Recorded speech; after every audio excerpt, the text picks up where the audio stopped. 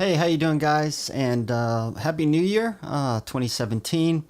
And recently I had somebody comment on one of my videos, and I think it was using Apple's compressor 4 to make MP4s uh, for to be able to easily more compatible between PCs and Apples. But anyway, this is what she says.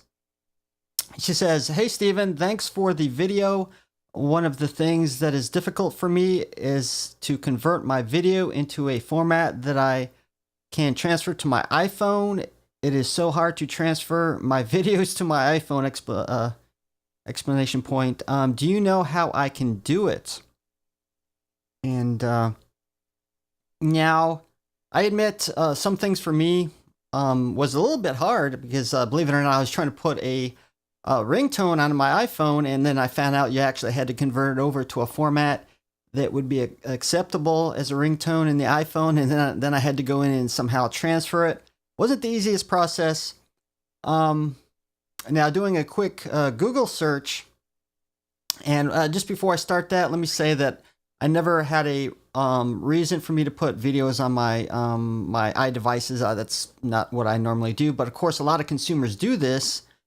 But doing a quick Google search, and comes from Apple support page.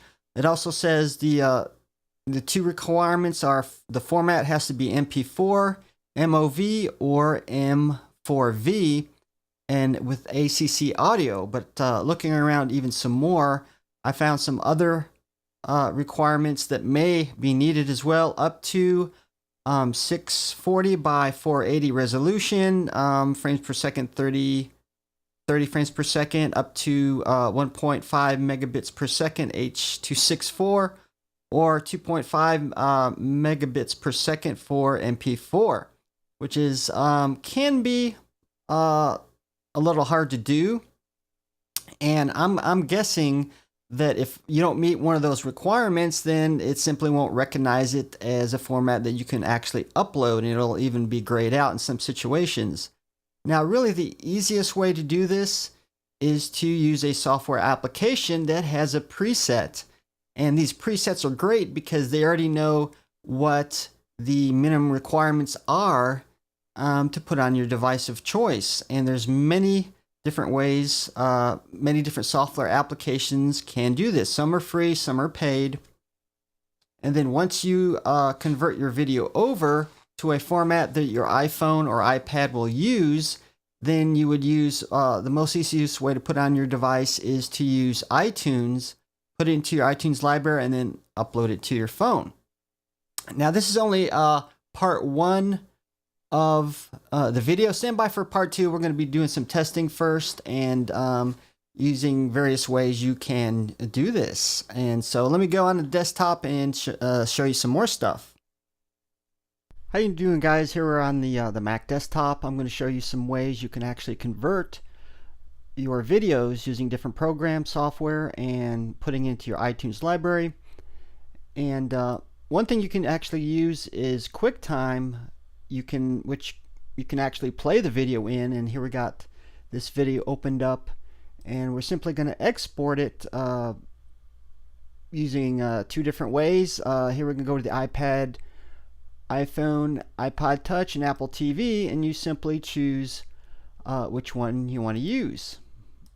And then obviously we save it and we'll convert it into a video. Another way you can also do it is export it to iTunes. So not only will it convert to the video for your iPhone or iPad, it will actually also put it into your iTunes automatically. Okay, that is one way which you can do that. Another way you can use, there's so many third-party programs, some paid, some free. In this case, we're going to take a look at Handbrake, which is another way to do it for free. You would simply pick your video that you want to convert,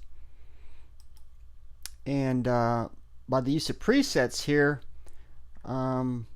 here we got some devices right here, To choose font, we're going to go into Legacy, and then here we can simply choose iPhone, iPod Touch, or depending on your needs, and you would simply go ahead and render it out.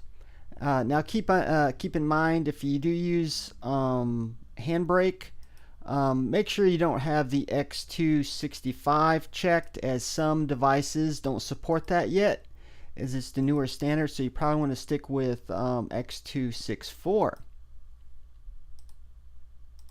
Of course, since the video, my initial response from a YouTube viewer was using compressor,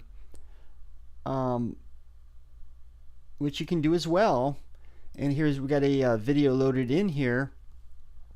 And they also, you can export to Apple devices all the way from 4K, and then for HD you can have best quality or most compatibility. And as you can see here, it shows all the devices that it's compatible with, all the way to iPhone 7, iPads, Apple TVs, and so on. And then you would simply render it out. Of course, if you have Final Cut Pro 10 as well, you can do that too.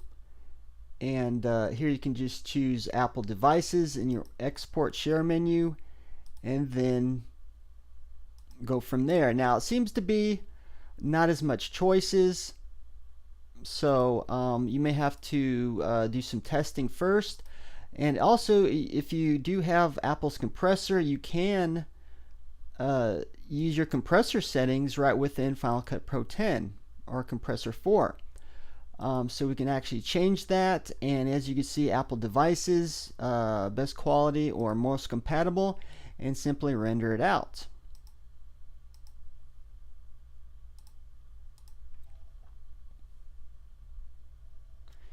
And then as far as iTunes, more than likely you would use iTunes and send it to your iPhone, iPad. And for example, here you may have to add it to your library first, and then once you add it to your library, you would simply transfer it to your iPhone. Stand by for part 2 of the video, and we're going to actually do some testing using these different methods.